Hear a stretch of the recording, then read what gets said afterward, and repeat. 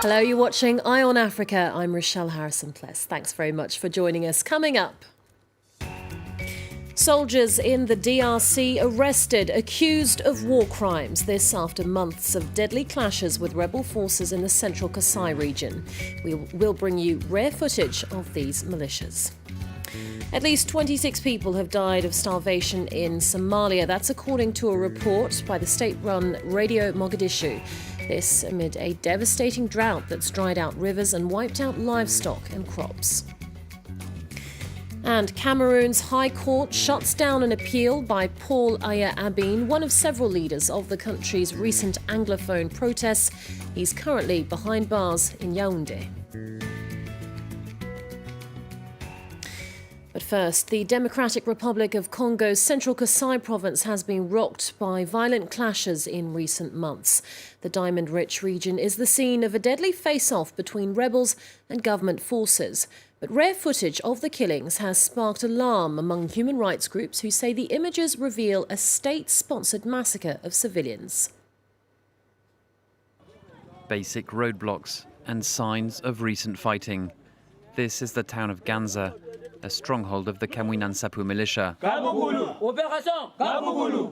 Its members wear red headbands. They are very young and usually their only weapon is a knife. Their chief was killed by the army in August, and since then hundreds have died in clashes.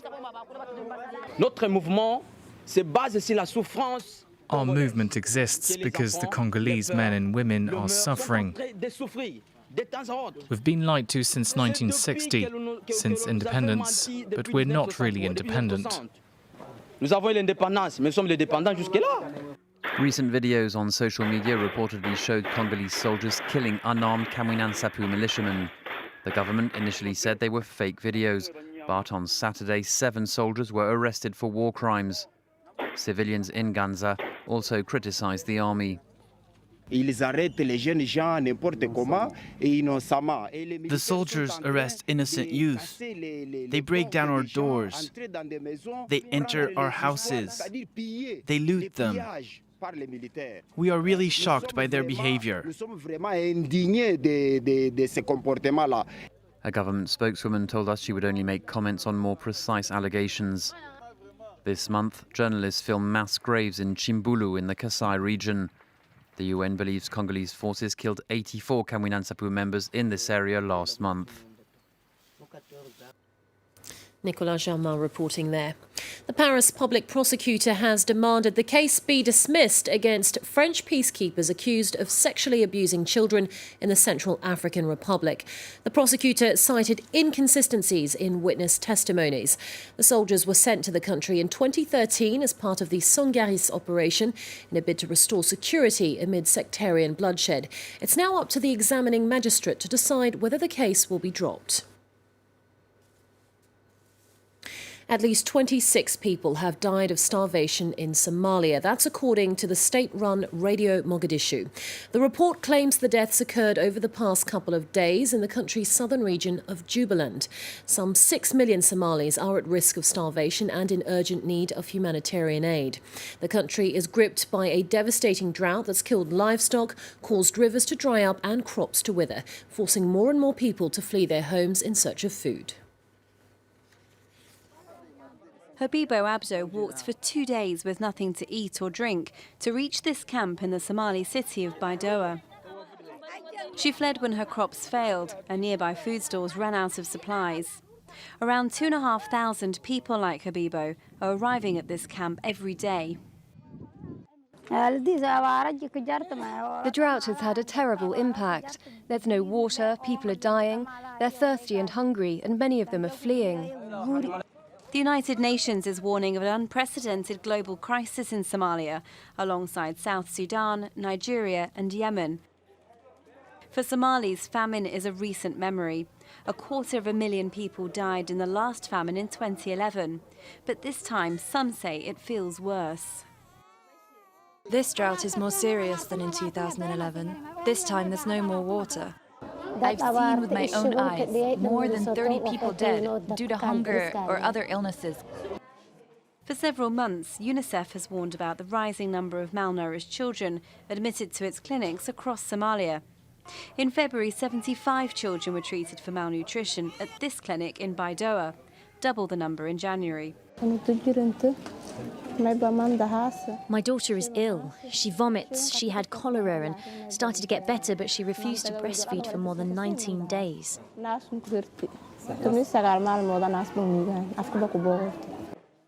In the camps of Baidoa, aid agencies are providing clean water and medical treatments. There's food in the local markets and the possibility of earning some money in the city.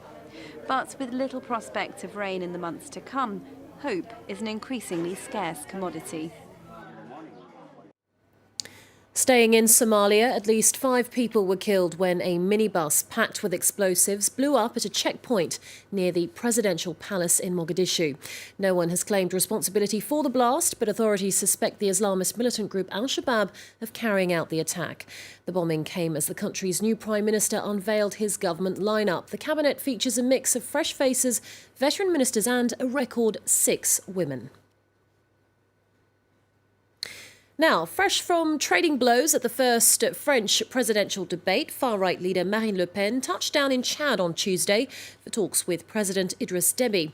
They discussed French-Chadian cooperation in the fight against Islamist extremism in Africa. During her 2-day visit, the National Front chief will also meet French troops stationed in the country. Next, forced to return to a nightmare situation, Cameroon has sent thousands of Nigerian refugees back home, despite them fleeing across the border to escape from Boko Haram. Those accusations from the UN Refugee Agency, it says children and pregnant women were among the refugees expelled. Yaoundé has rejected the claims and says that more than 2,600 people volunteered to return to northeast Nigeria. The United Nations has criticised the Cameroonians for turning their backs on an earlier deal between the two countries. Take a listen. UNHCR calls on the government of Cameroon to honour its obligations under international and regional refugee protection instruments as well as the Cameroonian law. The forced return of asylum seekers and refugees constitutes a serious violation of the 1951 Refugee Convention and the 1969 OAU Convention, both of which Cameroon has ratified.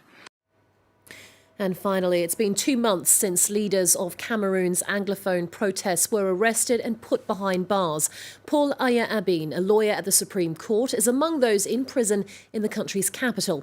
His lawyers and family were hoping he'd be released on Tuesday, but the High Court of Yaoundé has just rejected his appeal. Our correspondents Marcel Amoko and Zigoto Chaya sent us this report.